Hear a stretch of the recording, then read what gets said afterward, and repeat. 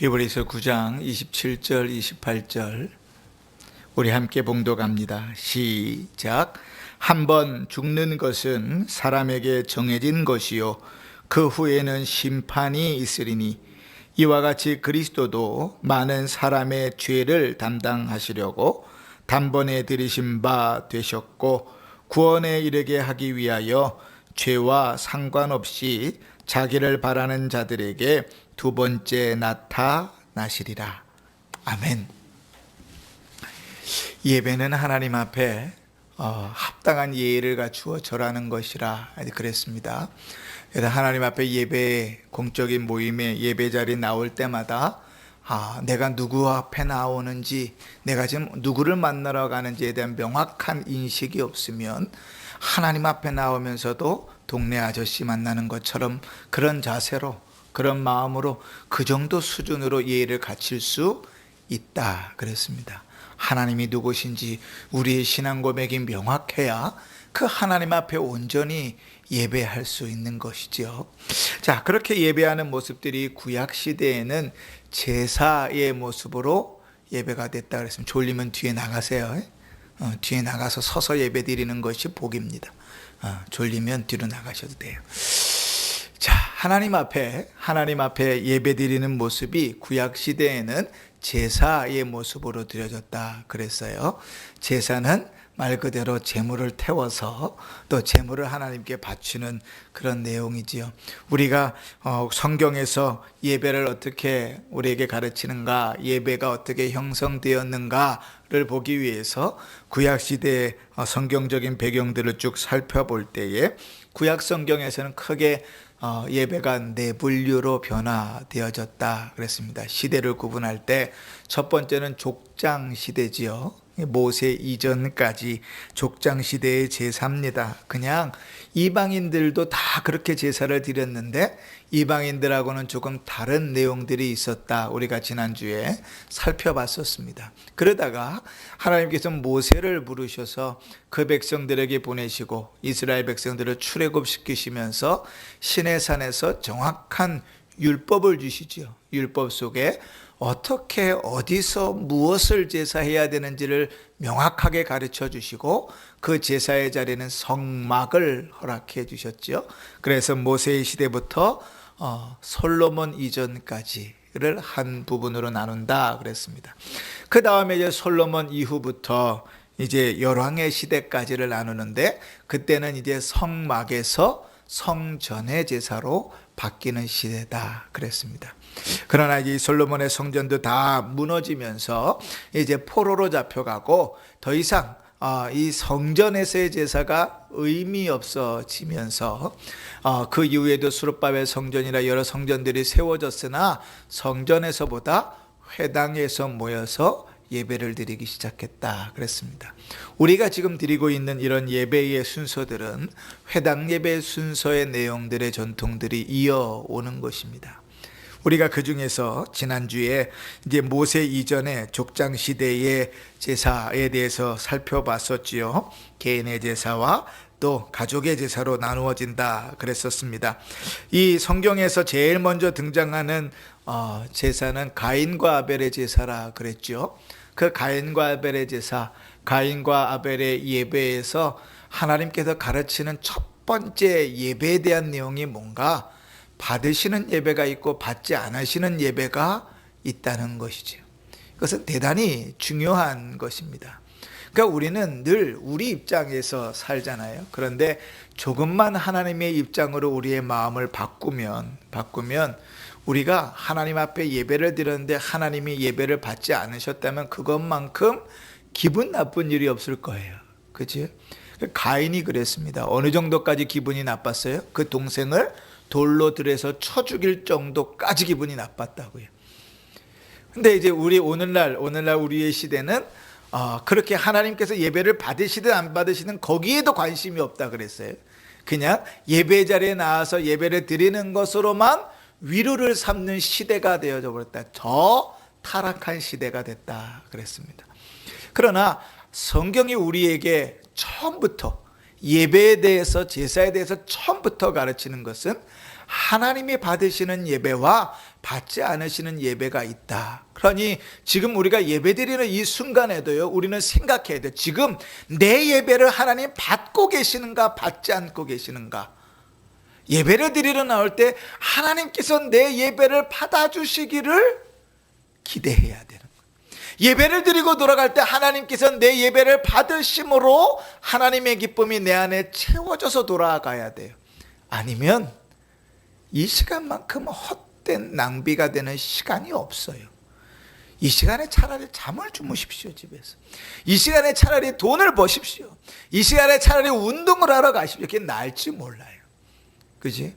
하나님께서 받으시는 예배도 드리지 않는데 그냥 예배 시간에 나서 시간만 때운다고 예배가 되지 않는다 그랬어요. 그지? 하나님 앞에 예배 드릴 때 들어오면서부터 내가 하나님 앞에 예배를 드리러 가고, 하나님이 동네 아저씨 정도의 수준이 아니라 하나님이 누구신지를 명확하게 고백하는 신앙 고백 가운데서 내가 누구를 만나러 가는지, 누구에게 예배를 드리러 가는지 정확한 자세로 머리끝부터 발끝까지 무장되어져 있어야 돼. 그렇지 않으면 하나님 앞에 나와도 하나님이 동네 아저씨보다도 못할 수 있다고요. 그렇게 하나님 앞에 예배를 드릴 때 하나님 그 예배를 받으시지요. 분명히 그 예배를 받으십니다. 그러면 하나님께서 예배를 받으신 그 흔적은 우리에게 뭐로 남는가? 예배를 드리고 돌아가는 걸음들에 하나님의 기쁨, 하늘의 기쁨을 우리 안에 채워주신다. 걱정과 근심과 염려와 두려움과 여러 가지 복잡한 문제를 가지고 예배 자리에 나왔을지라도 예배를 드리고 돌아가는 그 마음은 달라진다. 하나님이 예배를 받으시면, 하나님 우리 가운데 역사하시면 달라지는 거예요. 그 예배의 맛을 보셔야 되는 거죠. 자, 두 번째로 이제 나오는 성경에서의 제사는 노아의 제사라 그랬죠. 노아의 제사에서 우리가 배우게 되는 것은 예배의 이유라 그랬습니다. 이유. 노아가 왜 예배를 드렸죠? 하나님이 구원하심과 보호하심에 대한 감사의 제사라 그랬죠. 세 번째는 아브라함의 제사라 그랬어요. 아브라함의 제사가 우리에게 가르치는 것은 무엇이에요? 하나님께서 선택하시고 부르시고 인도하신 것에 대한 감사뿐만 아니라 거기에 플러스 아브라함의 예배에 추가되는 게 뭐죠? 믿음의 예배. 믿음으로 하나님 앞에 예배를 드렸다는 거죠. 그래서 그 믿음의 절정에서 드려진 예배가 아브라함이 그 아들 이삭을 하나님 앞에 제물로 바치는 예배라 그랬습니다. 자, 이렇게 이제 모세 이전의 족장시대의 예배들 속에서 하나님은 예배의 아주 근본적인 원리가 되는 내용들을 우리에게 가르쳤습니다. 그래서 우리가 지난주에 그 내용들을 가지고 붙들고 기도하면서 내 안에 그러한 내용들이 있는가를 점검해 보았었지요. 자, 오늘은 조금 더 한 걸음 나아가 보십시다. 이제는 하나님 앞에 드리는 예배를 하나님께서 내신 방법으로 드릴 수 있도록 하나님께서 구체화시켜 주십니다. 모세를 세우셔가지고 이스라엘 백성들을 애굽 땅에서 출애굽시키셨어요.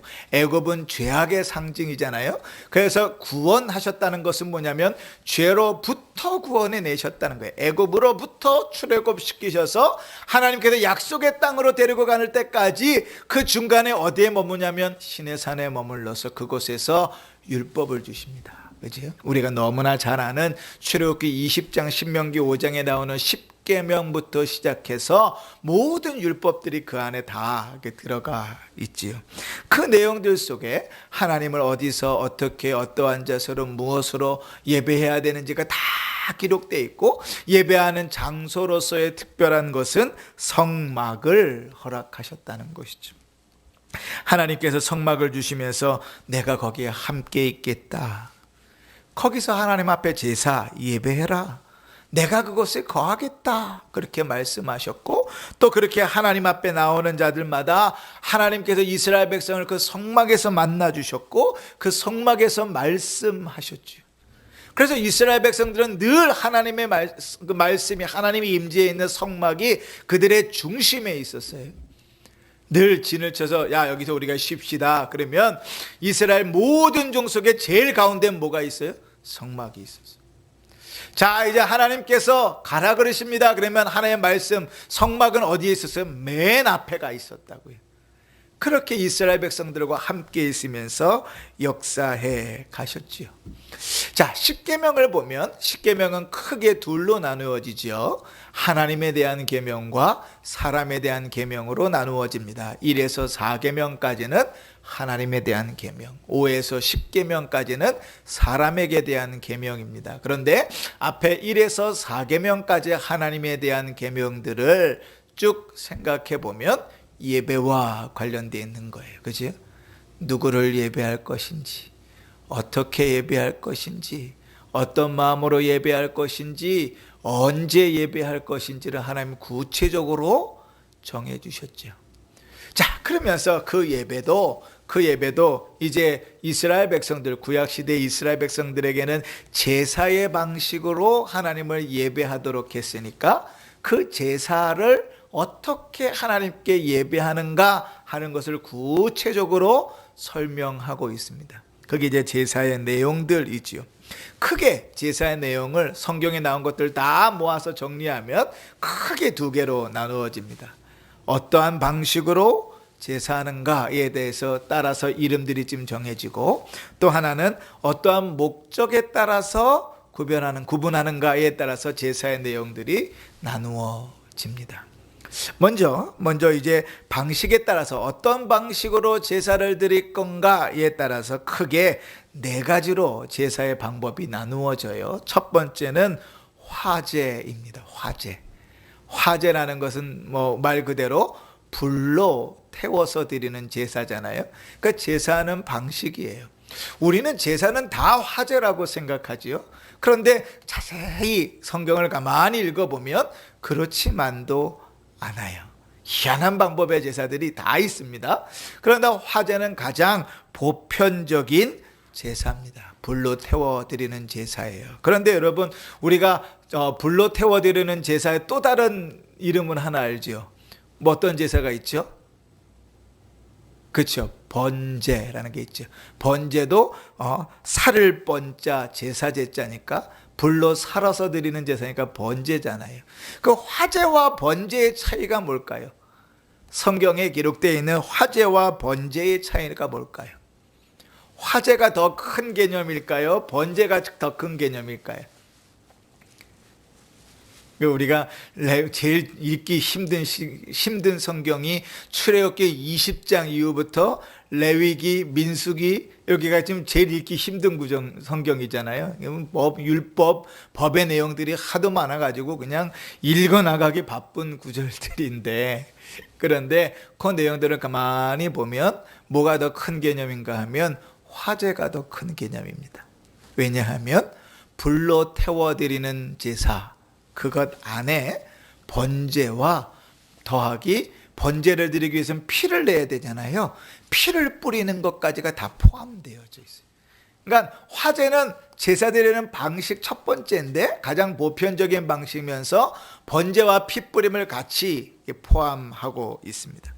자, 이제 두 번째, 세 번째, 네 번째가 좀 이제 생소한 거예요. 두 번째 제사 드리는 방식이 뭐가 있냐면 요제라는 게 있습니다. 요제.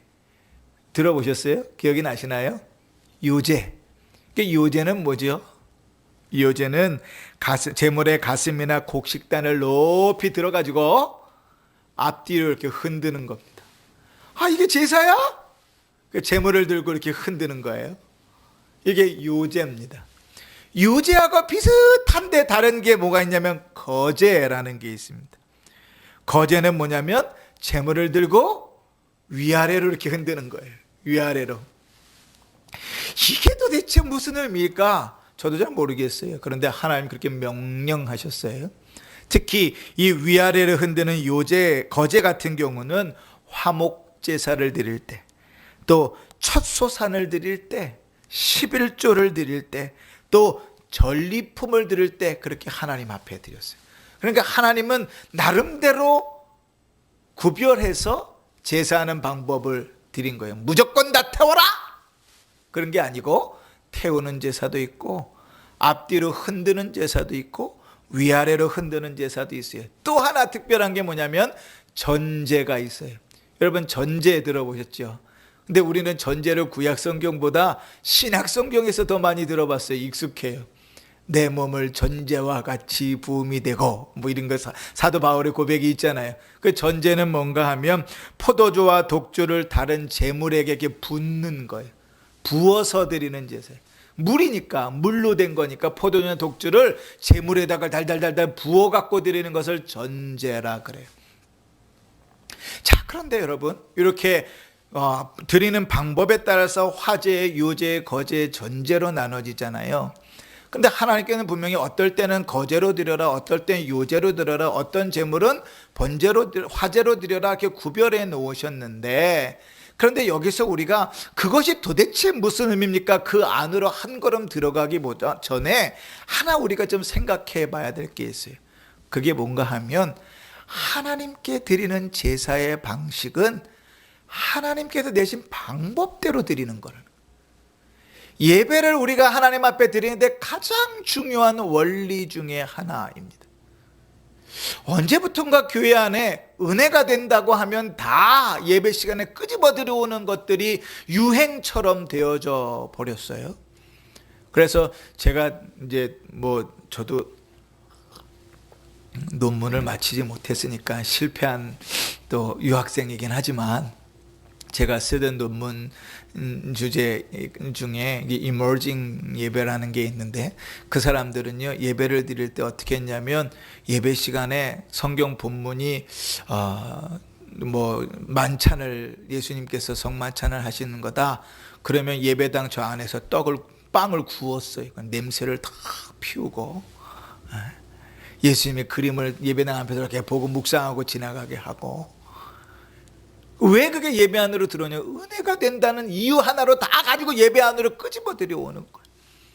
그런데 여러분, 성경은 하나님께서 내신 방법으로만 예배하도록 되어져 있습니다. 그러니까 우리 교회 역사 중에 예전에 알파 코스 해가지고 한번 교회가 어려움을 당한 적이 있죠. 왜 그게 반대가 됐는지 아시는가요? 왜 그게 문제가 되어야 되는지 아시는가요? 성경에 그렇게 가르쳐 본 적이 없거든요. 가르쳐 본 적이 없는 것을 예배하고자 할 때는 그건 문제가 되는 거예요. 그래서는 안 되는 거예요. 아주 고리타분하고 답답하다 할지라도 말씀이 가르치는 방법대로. 왜? 하나님께서 이스라엘 백성들에게 제사를 통하여 예배하게 하실 때도 왜 그렇게 해야 됩니까가 아니라 내가 가르치는 방법대로 제사 드리라 그랬습니다.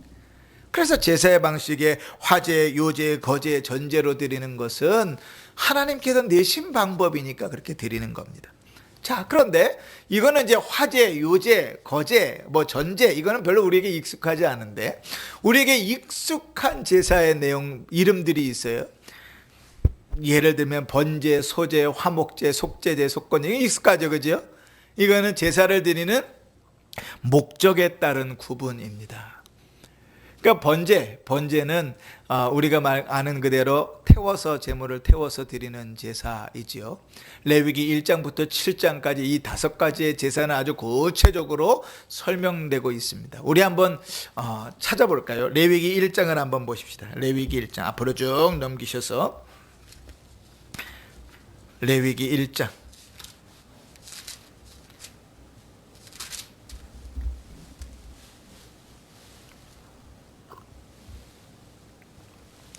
자, 번제를 드리는 것은 대부분의 제사, 화목제, 속제제, 속건제는 다 번제의 형식으로 드립니다.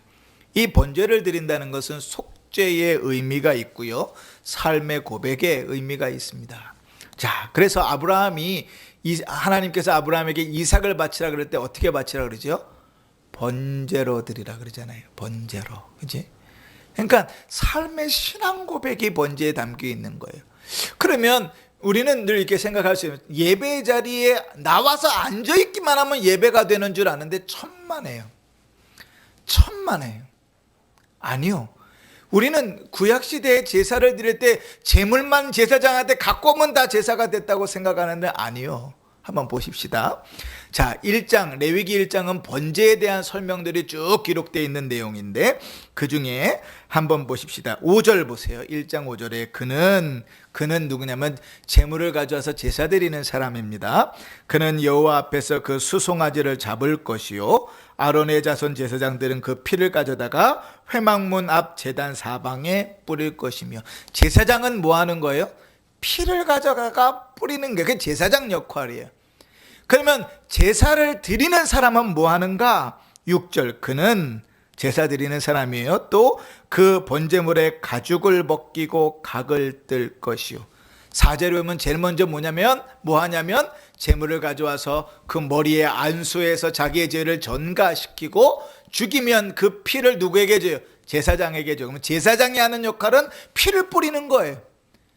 그 다음에 제사를 드리는 자가 뭐예요? 그 짐승을 잡아서 각을 뜨고, 각을 뜬다는 것은 팔다리 자르고 머리 꼬리 자르고 각을 뜬다는 내장을 다 빼내고 가죽을 벗기고 그걸 누가 한다는 거예요? 제사를 드리는 사람이 하는 거예요. 절대로 예배는 그 자리에 앉아 있는다고 예배가 되는 게 아니에요. 내가 하나님 앞에 각 떠지는 자라는 것을 고백하는 고백이 없이는 하나님 앞에 예배 드릴 수 없어요. 제물을 가지고 나오는 자가 제사장에게 옛다 제물 하나 던져주고 이렇게 팔짱 끼고 제물을 바라보고 있는 것이 제사가 아니라 제물을 가져온 자가 안수하고 자기의 죄를 고백하고 내가 죽어야 되는 것, 내가 각이 떠지고 내가 내장이 다 빼앗아지고 내가 가죽이 벗겨지는 것을 내 손으로 그 일을 하면서 내가 이렇게 돼야 될 제물이라는 것을 고백하게 하는 것이 번제라고. 그러니 제사자, 예배자는요, 내가 그렇게 하나님 앞에 죽을 자라는 고백이 없이 드리는 예배는 예배가 아니에요. 그렇게 예배를 드릴 수 없어요. 예배를 드리면서 팔짱을 딱 끼고 이렇게 절대로 그럴 수 없어요. 관망자로 예배 자리에 참여해서 이렇게 두리번거리며 예배 드릴 수 없어요. 왜요?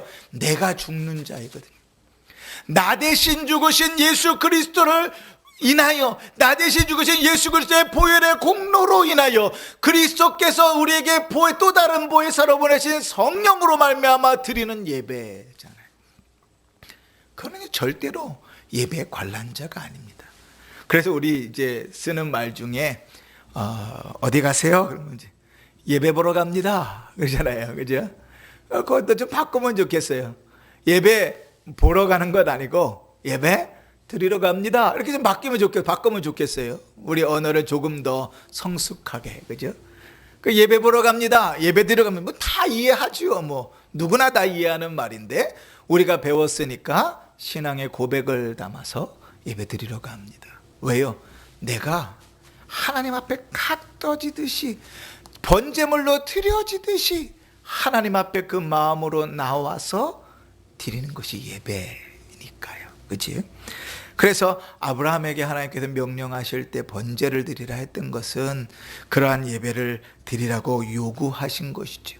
그리고 번제는 삶의 고백이니까요. 그의 삶에서 드려지는 기본적인 예배의 형식은 번제였습니다.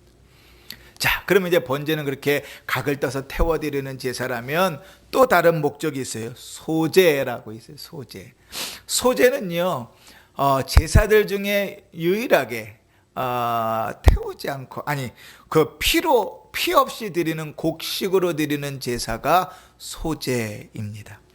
소제의 기본적인 의미는 감사예요. 감사. 그래서 우리가 소제로 하나님 앞에 드릴 때 곡식들은 우리의 일용할 것들이잖아요. 일상적으로 먹는 것들이잖아요. 그거를 하나님 앞에 드리는 거예요. 거기에 감사의 마음을 담는 겁니다. 그 다음에 세 번째로 화목제, 그죠? 레위기 3장에 나오는 화목제는 뭐냐면 말 그대로 하나님과 우리 사이에 화목하게 하는 거죠. 죄가 있었을 때, 하나님 앞에 서원했을 때, 하여튼 여러 가지 이유에서 하나님 앞에 화목제물을 드립니다. 그런데 이 화목제물이 아주 독특한 것은 뭐냐면 다른 제사는요, 제물을 잡잖아요. 가서 이제 아까 번제 드리시듯이 우리가 제물을 다 잡았잖아요. 그러면 그 제물은 딱 세 가지로만 나누어지면, 첫 번째 태워서 하나님께 드려지는 것, 두 번째 그 내장 같은 건 싹 떼서 버려지는 것. 세 번째는 제사장에게 주는 거예요. 그렇게 나누어지는데 이 화목제물은 독특하게 하나가 더 더해집니다. 그게 뭐냐면 제사를 드리는 자도 그 고기, 그 제물의 일부를 받아서 먹어요. 그래서 어떤 분들은요, 이 화목제사를 성찬에 비유하기도 합니다. 이제 꼭 1대1로 연결되는 건 아니고, 그런데 그렇게, 왜냐하면 하나님과 함께 이루어지는 식탁이라는 거죠. 화목제물을 잡으면 그 화목제물을 하나님께도 드리고 제사장에게 드리고 또 드리는 자도 함께 먹는 거예요. 그 전체가 다 제물을 먹는 것, 유일한 제사가 화목제사입니다.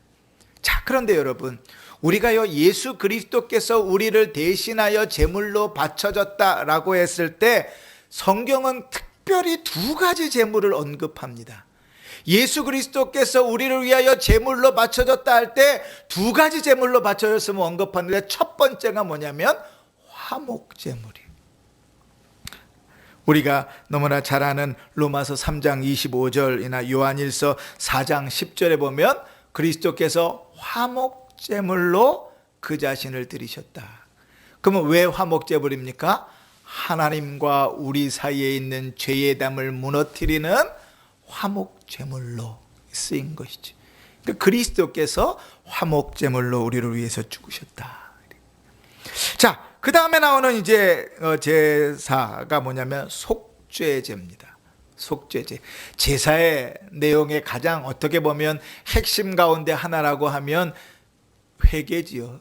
죄를 용서함을 받는 회개잖아요. 이 속죄제는 죄를 회개하는 제사입니다. 내가 죄 지은 것이 생각나거든, 혹은 죄를 지었거든, 하나님 앞에 제물을 가지고 가서 제사를 드리는 거예요. 그런데 이 죄를 회개하는 제사 중에 또 하나 속건제라는 게 있습니다. 둘 다 죄를 회개하는 제사예요. 그런데 여러분, 한번 퀴즈를 낼게요. 아까 그리스도께서 우리를 위하여 제물 되셨어 할 때 두 가지 제물을 썼다 그랬죠. 하나는 화목제물이고 또 하나는 속죄제일까요, 속건제물일까요? 속죄제물일까요, 속건제물일까요? 성경에 보면, 자, 이사야 53장을 한번 읽어볼게요. 이사야 53장 10절인데요. 제가 한번 읽어보겠습니다. 이사야 53장 10절 한번 잘 들어보세요. 여호와께서 그에게 상함을 받게 하시기를 원하사 질고를 당하게 하셨은즉 그의 영혼을 속건제물로 드리기에 이르면 그의 씨가 보게 되며 그의 날은 길 것이요 또 그의 손으로 여호와께서 기뻐하시는 뜻을 성취하리로다. 아멘. 그리스도에 대한 예언이지요. 메시아에 대한 예언인데 무슨 제물로 드린다고요? 속건제물로. 속죄제물과 속건제물은 다 회개하는 제물인데 뭐가 차이인가 하면, 속건제물은 자기가 지은 잘못에 대한 배상이 따르는 것이 속건제물입니다. 속죄제는 죄에 대한 회개만 있다면 속건제물은 죄에 대한 배상이 있는 거예요. 예를 들어서 제가 김순분 권사님의 송아지를 죽였습니다. 고의로든 뭐로든 하여간 김순분 권사님이 갖고 있는 송아지 한 마리밖에 없는데 그거를 죽였어요. 그리고 나중에 돌아보니까 내가 너무 악했구나, 잘못했구나를 깨달았어요. 그래서 하나님 앞에 제물을 드리고 속건제사를 드리는 겁니다. 그리고 회개하는 거죠. 그럼 거기는 반드시 뭐가 오냐면, 김신분 권사님의 제물을 내가 손상시켰으니까 그것에 대한 배상을 내가 해줘야 되는 거예요. 그 배상이 함께 따라가는 것이 속건제물입니다. 그러면 여기서 우리가 한번 생각해 볼 것이 있지요. 왜 그리스도께서 속죄제물로 죽지 않으시고 성경은 속건제물로 죽으셨다 그럴까요? 우리의 죄를 대속하셔서 우리가 치러야 될 그것을 그리스도께서 대신 치르셨기 때문에, 그리스도께서 대신 갚으셨기 때문에 속건제물로 우리를 위하여 죽으셨다고 기록하고 있는 거죠. 자, 우리가 좀 내용들 나눠봤죠. 이제 번제, 소제, 화목 속죄, 속건제, 속죄제는 레위기 1장부터 7장까지 자세하게 설명되어 있으니까 우리 나중에 또 레위기를 읽을 때도 깊이 또 묵상하면서 기도할 수 있는 시간들이 있을 겁니다.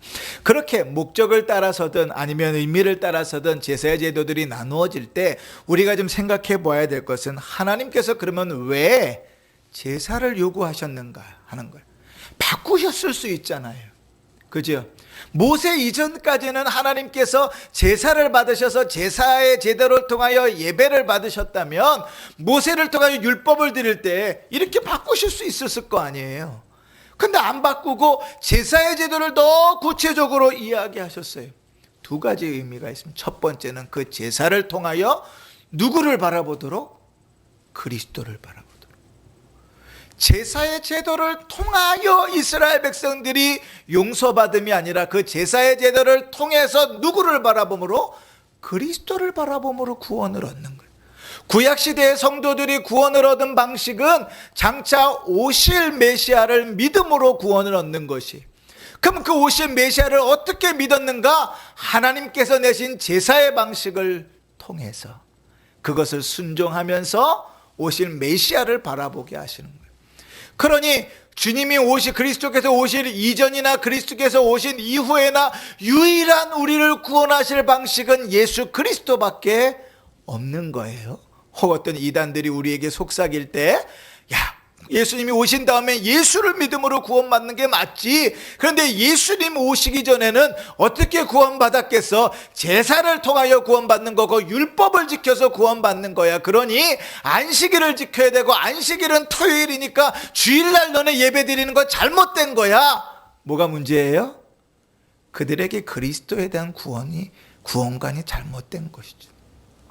그리스도께서 우리를 위해서 구원하셨다는 것은 주님이 오신 이후에만 적용되는 것이 아니라 그 이전에도 적용되는 거예요. 그 그리스도를 바라보도록 하나님께서 제사의 제도를 허락하셨어요. 그리고 그 모든 제사가 누구를 향하도록? 그리스도를 향하도록 되어져 있어요. 우리가 아까 화목제와 속건제에 대한 내용들을 그리스도께서 찾아봤지만 우리가 예수님께서 십자가에 못 박혀 죽으실 때 성막과 성전과 휘장과 그 모든 것들도 다 누구를 향하여? 그리스도를 향하여.